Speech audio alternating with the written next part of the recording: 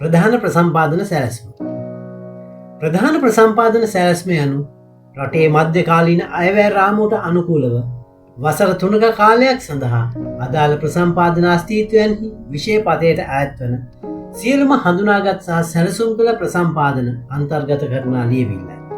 වෙනත් වචන වලින් කියවොත් අනුමත ව්‍යාපෘති සඳහා ප්‍රසම්පාදනය කළ යුතු භාණ්ඩ, වැඩ හා සේවා ප්‍රමුඛතා පදනමක් මත ලයිස්තුගත කර ඇති ලේඛනය එය විය යුතුය. ලයිස්තුව තීරණය කරනු ලබන්නේ ප්‍රසම්පාදන අස්තිත්වයන්හි වගකීම්වල ස්වභාවය සලකා බලමින් අදාළ ප්‍රසම්පාදන අස්තිත්වයන් සඳහා අදාළ වන නිර්ණායක මත පදනම්ය. ප්‍රසම්පාදන අස්තිත්වයන්හි ප්‍රධාන ප්‍රසම්පාදන සැලැස්ම අදාළ ආයතනයේ මධ්‍යකාලීන ක්‍රියාකාරී සැලැස්මට අනුකූලව සකස් කළ යුතු අතර ප්‍රධාන ගණන් දීමේ නිලධාරී හෝ ගණන් දීමේ නිලධාරී විසින් අනුමත කළ යුතුය.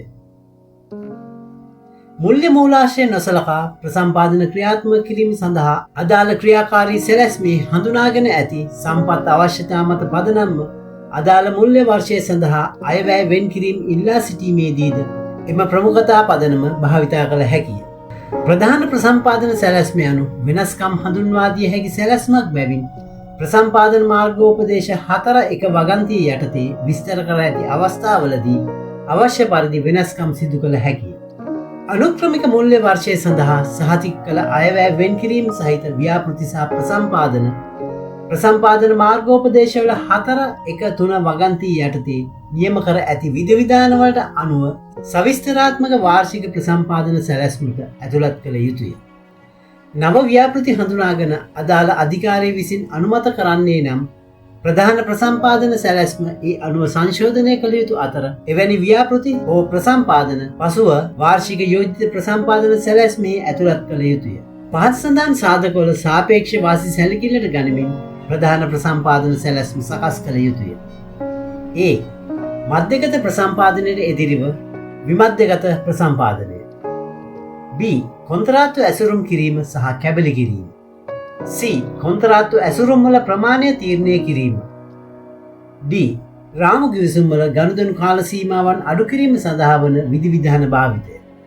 අමාත්‍යාංශයද ඇතුළුව විශේෂිත අමාත්‍යාංශයක විෂය පතයට අයත් එක් ප්‍රසම්පාදන අස්තිත්වයන්හි ප්‍රධාන ප්‍රසම්පාදන සැලසුම් සියල්ල ඒකාබද්ධ ප්‍රධාන ප්‍රසම්පාදන සැලැස්මක් ලෙස සකස් කළ යුතුයි.